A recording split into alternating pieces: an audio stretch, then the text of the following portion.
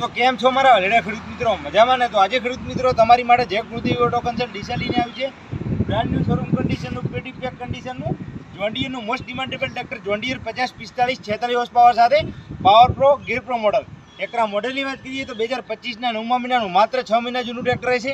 Tractor માત્ર જેનું 613 કલાક ચાલેલું, એમાં પણ ટ્રેક્ટર ફર્સ્ટ ઓનર આવશે. ટ્રેક્ટરના 4 ટાયર કંપની અને ટ્રેક્ટર ફર્સ્ટ ઓનરમાં આવશે.